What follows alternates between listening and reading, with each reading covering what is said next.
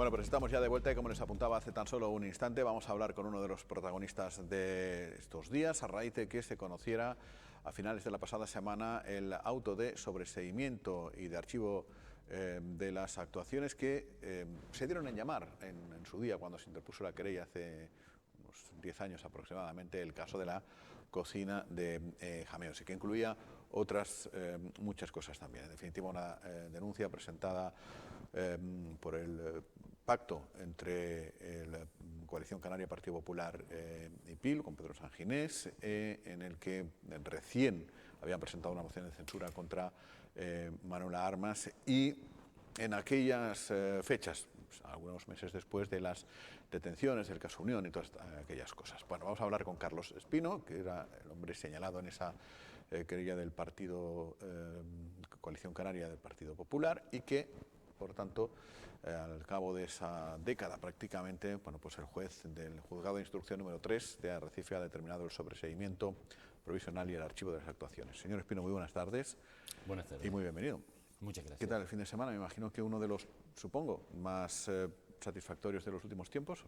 Sí, uno de los fines de semana más felices de los últimos tiempos, efectivamente. Después de esos 10 años, hay que recordar que todo esto empieza no con la querella que se interpone desde los centros, sino con una denuncia, luego se acumulan las dos, que presenta Pedro Sanginés en noviembre del año 2009, es decir, 10 años después es cuando por fin se dice que no hay caso en los centros, que no hay caso en la cocina. Lo hemos venido hablando a lo largo de este tiempo, pero bueno, por si alguien se acaba de incorporar, 10 años en los que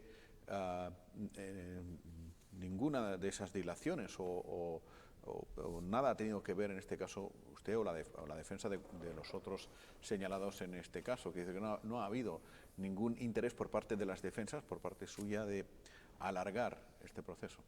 Efectivamente, si se examinan las actuaciones, nosotros no hemos interpuesto nunca ningún recurso, no hemos pedido ninguna aclaración a algo, no hemos pedido una comisión rogatoria a Uruguay a ver si con eso retrasamos algo, no, hemos estado a disposición de la justicia. Lo que pasa es que evidentemente este era un caso que interesaba que se retrasara. La prueba es precisamente que quien estaba llamado a darle un impulso procesal constante, que es quien denuncia, los centros y el propio Pedro Sanginés, en ninguna ocasión cursaron escritos o mantuvieron una actitud tratando de impulsar que se practicaran las diligencias y se terminara, porque lo que interesaba de ese caso era mantenerlo vivo, porque sabían que no había nada. Y que no había nada, no lo digo yo y no lo dice tampoco el juez que acaba de resolver. Tenemos que recordar que en uno de los tiempos en los que estuvo el juez Lis apartado de la causa, cumpliendo una pena que le puso el Consejo General del Poder Judicial por comportamientos inadecuados en un juez, antes de marcharse, hizo la gracia de decir que se abría el proceso para pasar a procedimiento abreviado, e imponía una fianza brutal, no solo en este caso a mí, sino a todos los participantes. Bueno, desde que el juez Lis no estuvo, la magistrada que llegó anuló todo eso, pero no es que lo anuló, es que lo anuló con una crítica brutal, diciendo que no había motivos ninguno para la interposición de la fianza, porque no se había logrado acreditar ningún tipo de comportamiento ilegítimo. Es decir, en este caso, quien único ha visto que había caso era el juez Lis, y quien lo ha mantenido durante estos 10 años era el juez Lis. Claro, el auto también del juez del Juzgado de Instrucción número 3 también censura, con palabras más o menos gruesas, al propio instructor, al juez Lis, además de lo que ya había apuntado la otra magistrada, creo que era Silvia Muñoz, me parece, no que recuerdo la que anuló. Pero ¿os está poniendo de moda que los jueces arremetan los unos contra otros, o efectivamente estamos ante un auténtico patán como instructor de este caso concreto? Efectivamente, yo creo que este auto que pone fin a esta fase de instrucción, este auto dice dos cosas importantes. Dice una, que no hay caso, que en este momento no hay comportamiento ilegítimo por parte de ninguna de las personas que estábamos acusados, pero dice también, y de una manera importante, que el comportamiento del juez Lis ha sido sorprendente e irregular, porque le atribuye toda una serie de comportamientos erráticos que no casan con la práctica adecuada de un juez en un procedimiento y lo hace poniéndolo negro sobre blanco. Más allá de señalar también que la querella de base venía viciada. En un par de ocasiones se refiere a la querella como confusa, profusa y difusa, y en algún momento llega a decir que es la acumulación de un mero enunciado de sospechas pretendiendo que la justicia hiciera una labor prospectiva, algo que prohíbe la ley. Yo no puedo pedir, oye, investigueme usted a fulano. No, tiene que llegar con las pruebas, ¿no? De una serie de cosas, y con eso es con lo que vamos. Pero estamos hablando que lo que se ha demostrado 10 años después con este resultado, y sobre todo no con el resultado en sí solo de pues que el archivo, no, con el relato que hace el juez en los 15 folios que tiene su auto, lo que se demuestra es que esto ha sido un caso totalmente artificial, orientado precisamente a, por una parte, a silenciar y por otra, con un cierto componente de venganza, hacia alguien que en ese momento resultaba muy incómodo para determinadas personas. Pero sí hay sobrecoste en la contratación de las cocinas de Jameos del Aguas. Es verdad que no supera el 20% de lo que la ley indicaría ya, digamos, como algo punible, algo que tampoco usted ha negado a lo largo de estos años. Nunca. Y eso, no sé si aplicar o aplica o no usted el beneficio de la duda, es decir, cabe que desconocieran los actores, los que interpusieron esta denuncia, que más allá de no superar un 20% no es delito. Vamos a ver, en este momento, en la obra de Jameos del Agua se está tramitando un expediente de sobrecoste. Y lo empezó a tramitar la dirección anterior. Conocen perfectamente que cuando se comete una obra se hacen procedimientos de revisión. Pero que es lo más normal del mundo. Y más en un caso en el que, como he relatado en varias ocasiones, el proyecto que yo heredo tenía errores de base, pero no porque lo dijera yo, sino porque Sanidad advirtió en ese momento que no se podía poner en marcha la cocina con el tipo de reforma que se había planteado, porque la gente del equipo de cocina señaló toda una serie de deficiencias para el manejo diario de la actividad, y en ese momento hubo que hacer una serie de cambios. Y aparte de eso, incluir cosas que no se habían incluido. Esta gerencia tan brillante que había antes, que sabía hacerlo todo bien, por ejemplo, se había olvidado de incluir el cuarto de frío para la basura, es que es obligatorio, no un capricho del que en ese momento tomó la decisión. Entonces, ahí había dos posibilidades: o cogemos y decimos, mira, esto está todo mal hecho, lo paramos, vamos a empezar de cero, o tratar de hacer lo que se hizo, pero que además que fueron decisiones que no tomo yo o que no adopto yo en exclusiva, porque si hay algo que ha sido sorprendente en todo este caso, es cómo se me ha tratado de achacar a mí una responsabilidad que yo nunca he negado. Si estaba de consejero, si estaba cobrando, tengo responsabilidad, pero no tengo todas las responsabilidades.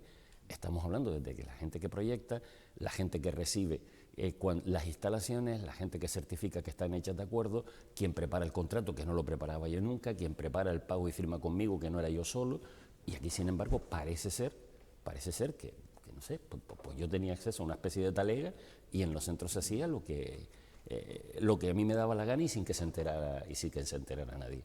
Bueno, todo ese relato lo desmonta este auto de archivo, y bueno, ha quedado claro que nos encontramos ante una práctica que, como siempre en política, lo mismo que en la actividad empresarial o personal, puede ser criticable, puede gustar el resultado final, no, oye, se hizo mejor, se hizo peor, pero en ningún caso, una práctica de carácter delictivo. Coalición Canaria ha anunciado anoche su intención de recurrir. De un lado, ellos han apuntado que se habían personado como acusación particular, y de otro solicitan a los centros turísticos que aprueben la personación en el recurso. ¿Qué le parece? Es una noticia muy satisfactoria, porque por fin se quitan la careta. Con esto han jugado o han pretendido jugar a que se trataba de algo meramente institucional. Estamos en defensa del interés público, el cabildo, los centros, nos movemos. Venga, vamos a creérnoslo. Ha sido así. ¿Pero qué ha sucedido? Que mira, que hay dos jueces, ya digo, la que dijo que no había nada y retiró, anuló las fianzas interpuestas, más este que ya archivó.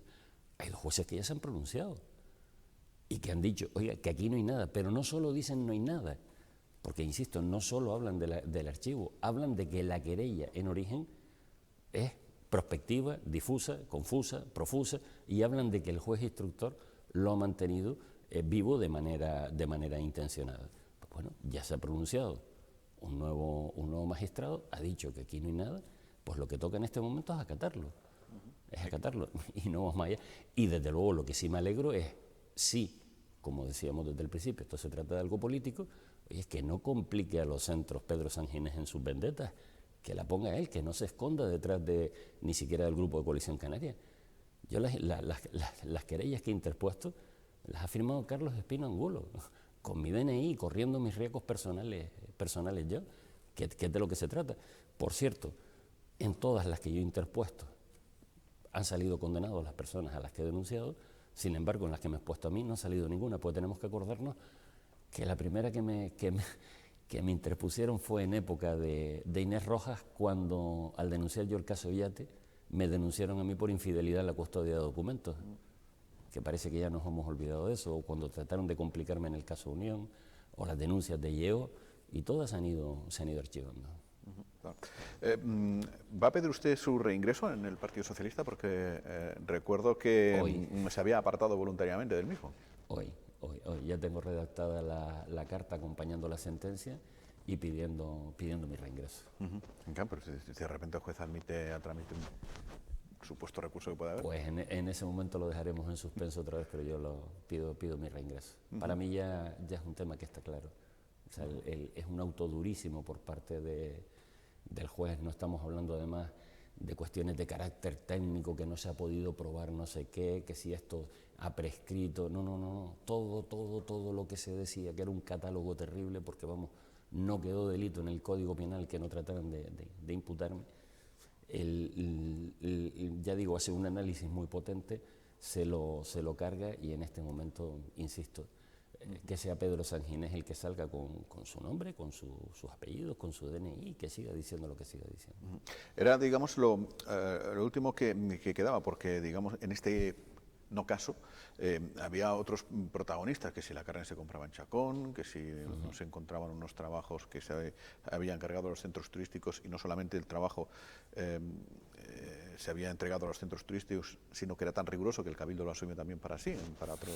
Y lo tiene colgado en su web. Y está en la propia. Claro, ¿cómo nadie encontraba eso? O sea, ¿cómo los políticos no le decían a alguien, oiga, búsqueme eso y tal, o lo sabían perfectamente? Porque entonces estamos hablando de otro tipo de cosas, ¿no? Estamos hablando de una querella intencionada, vuelvo a insistir, porque eso siempre fue una apreciación mía. Yo desde que vi la querella y me llegó, dice, Dios mío, no lo entiendo, esto en un sitio serio no se admite a trámite. ¿Por qué? Porque hacía un relato colocando un montón de cosas y luego detrás, sin hacer ningún intento de conectar esos comportamientos con los supuestos preceptos infringidos, decía, y por tanto se le acusa de. Uno miraba eso y decía, madre de mi alma, qué disparate. O nombraban a una persona diciendo, se dice que es un testaferro. Oiga, haga usted un intento medianamente serio. O otro se decía, ha trabajado para el PSOE en campañas electorales. Y entonces, con ese tipo de sospechas enunciadas, yo cuando veía eso digo, es que esto no habría ni que admitirlo. Pero lo curioso es que precisamente ahora en el auto de archivo se señalan ese tipo de cuestiones.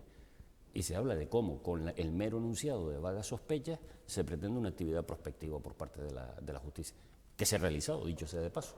Se han hecho toda una serie de investigaciones. ¿Y contempla usted la posibilidad de que el Partido Popular se sume a la petición de coalición?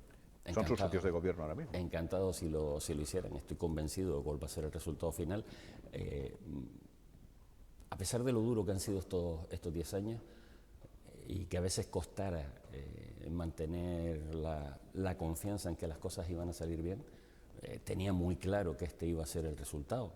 Siempre hay un cierto temor a que las cosas no vayan como uno entiende que deben ser, pero lo cierto es que después de este auto ya esa confianza se ve reforzada, porque bueno, digo, es un análisis muy claro, muy sólido de lo que ha sido el caso, y lo desmonta desde el principio hasta el final. Ajá. Bueno, la lideresa del Partido Popular es letrada. Es decir, subrayo esto porque ante un auto, yo por ejemplo, a mí me pasan este auto, y si yo soy lego en términos jurídicos, y voy ciego contra alguien, digo, pues yo sigo para adelante hasta que el Supremo o la Haya o no sé quién me diga, para allá, estate quieto. Pero cabe que el que tiene conocimiento jurídico sabe interpretar, sabe leer entre líneas y sabe perfectamente de qué va el auto. ¿Le decepcionaría, por tanto, que que el Partido Popular yo tirara para no adelante? entendería en este momento, puedo entender que políticamente cualquiera tome sus decisiones, entiendo perfectamente además que Pedro Sanginés en este momento necesita de manera imperiosa mantener mi imputación, porque después de años señalándome a mí como el gran corrupto de Lanzarote, el que va a sentarse delante de un juez en marzo es él y no yo precisamente, y le quedan más procedimientos, no a mí precisamente, entonces entiendo que se revolverá tratando de que esto se mantenga. Pues bueno, nos quedarían en ese momento, si acaso, los coletazos, las semanas que lleve resolver este tema, pero en este momento tengo la total confianza de que esta pesadilla se acabó. Se acabó, lo cual no quiere decir que no haya generado por el camino las consecuencias que ha generado.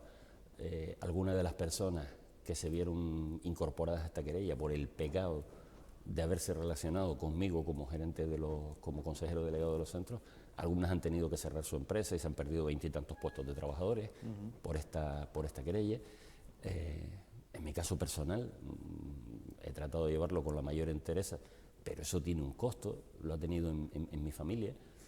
Y en su carrera política, que en mi usted carrera política. es permítame la expresión, un animal político y ha tenido que renunciar a la posibilidad de optar a algún cargo público, luego la gente decidiría si le votaban o no, pero me imagino que durante estos 10 años se le ha pasado por la cabeza presentarse a algo, al Senado, o al Parlamento, o a la Cabildo. Estos 10 años, evidentemente, y una cosa que me apasiona, que son los cargos orgánicos dentro del partido, y no he podido tenerlos.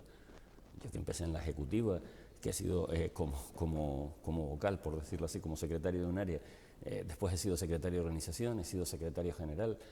Vamos, lo normal en este caso es que estuviera como mínimo en un comité regional, asistiendo una vez cada 6 meses, pero participando en la dirección del partido y aportando lo que uno conozca, y ha habido que renunciar a todo eso.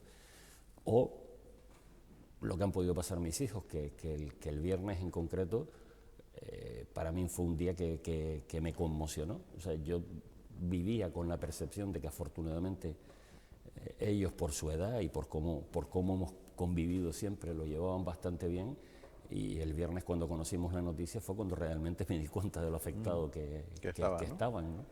Entonces, ¿recibió alguna llamada que no esperaba?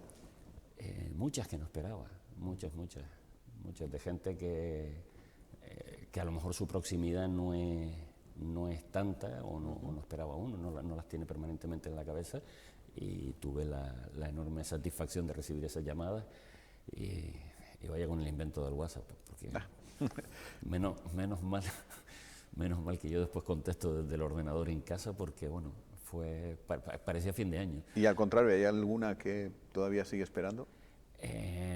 No hay ninguna que no siga esperando, porque de las que no llegan es que uno nunca se las ha esperado. Bueno, en fin, pues nada, seguiremos hablando, supongo que de otras muchas cosas, hombre, ¿no? yo en el futuro. Yo creo que seguiremos hablando, porque además, si se me permite en un momentito, para terminar de aclarar una cuestión, en este tiempo hay cosas que ayudan. Hay cosas que ayudan, como es el respaldo de mi partido, y en concreto de la Secretaría General, que llegó en contra de mi criterio a proponerme que esté donde estoy ahora, por el grado de confianza que mantenía, pero también ha ayudado mucho, y lo quiero decir públicamente, esta casa y algún otro medio de comunicación, que en el momento en el que yo recibía ataques por todos lados y no tenía manera de defenderme, por lo menos siempre tuvieron la delicadeza de llamarme para que diera yo mi versión cuando salía alguna de las noticias. Algunos mercenarios mediáticos, y estoy pensando en este momento en personajes siniestros como Jorge Col, Carlos Insa, Chabanel, que han estado durante estos 10 años vertiendo basura, nunca han hecho una llamada para contrastar la versión. En esta casa he tenido el trato que creo que se merece cualquier ciudadano o cualquier ex cargo público en una situación como esta, que es que si se dice algo de él, que tenga la ocasión de dar su versión, y es lo normal. Pues sí. Pero a lo mejor hay que agradecerlo en un contexto en el que precisamente lo que se impone no es lo normal, y en ese sentido Lanzarote tiene un grave problema de medios por la cantidad de intoxicación y mala praxis que hace casi obligado que que me tome la libertad de dar ese agradecimiento.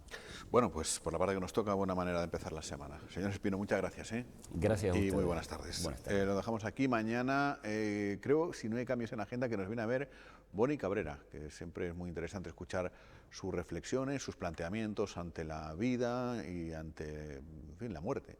También que es una manera de continuar la vida, según muchísimas teorías, etcétera. Así que mañana hablaremos de otra cosa bien distinta. Hasta entonces, buenas tardes.